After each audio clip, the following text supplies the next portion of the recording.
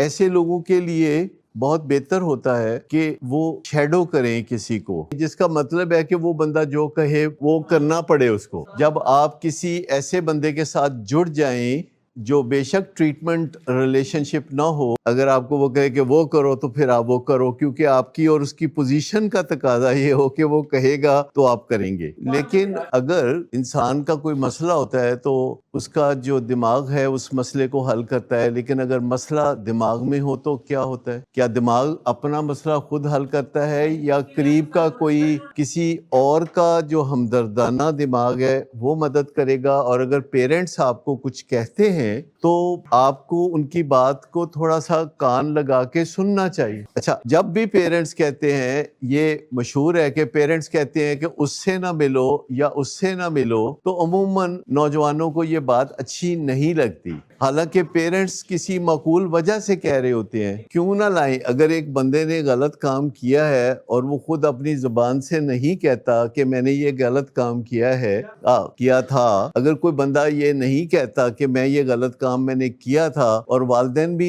نہ بتائیں کہ تم نے یہ غلط کام کیا تھا، تو مجھے یہ بتائیں کہ ایسی صورتحال میں والدین بھی نہ بتائیں، کوئی بھی نہ بتائے، تو ڈینائل ہی قائم رہے گا نا، اور تو کچھ نہیں قائم رہے گا۔ اصل چیز یہ ہے کہ اگر نہیں، طریقہ تو یہ سمپلی ہے کہ بھئی آپ نے یہ کیا تھا، ہمیں بڑا دکھ پہنچا، آپ کی زندگی برباد ہوئی۔ یہ تو 3 نقطے ہیں باقاعدہ کہ آپ نے یہ کیا تھا اور ہمیں بڑی تکلیف ہوئی اور آپ کی زندگی خراب ہوئی۔ اسے انٹرونشن ڈیٹا کہتے ہیں۔ بات یہ ہے کہ جب بندہ ایڈکشن میں ہوتا ہے تو اس کی اخلاقی قدریں بہت اونچی ہوتی ہے، وہ سمجھتا ہے کہ میرے سے زیادہ صحیح آدمی کوئی نہیں ہے، لیکن پسے پردہ وہ اپنی اور دوسروں کی جڑیں بھی کاٹ رہا ہوتا ہے۔ وہ اپنے دوستوں کا خیر خواہ بھی نہیں ہوتا، وہ ان کے گھر جا کے تو بیٹھ کے نشہ کر رہا ہوتا ہے ان کے ساتھ، اور ساتھ یہ بھی پریٹینڈ کر رہا ہوتا ہے کہ وہ بہت اصلاح کے رستے پہ چل رہا ہے۔ میری بات ٹھیک ہے نا؟ اس پہ تھوڑا غور کرنا چاہیے کہ جب والدین دیکھتے ہیں کہ ہمیں تو انکل انکل آنٹی آنٹی کرتا ہے لیکن ہمارے بچے کی جڑیں کاٹتا ہے، ہمارے بچے کو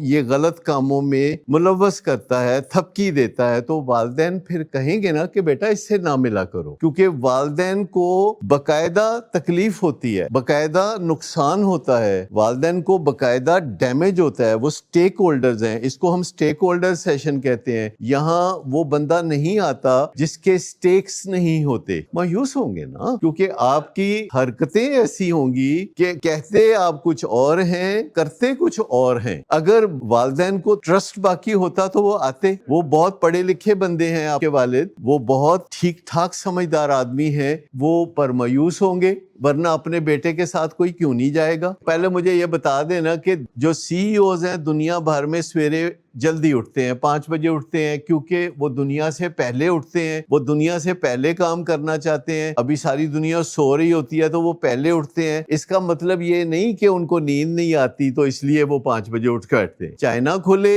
یا جاپان کھلے، دنیا میں early to rise early to bed, یہ بات تو آپ نے سنی ہوئی ہے۔ تو یہ بات عمر سے تعلق تو نہیں رکھتی، لیکن میں آپ کو بتاؤں کہ اگر آپ کے والد صاحب آپ کے ساتھ چلنے کے لیے تیار نہیں ہیں تو then there is something seriously wrong with yourself.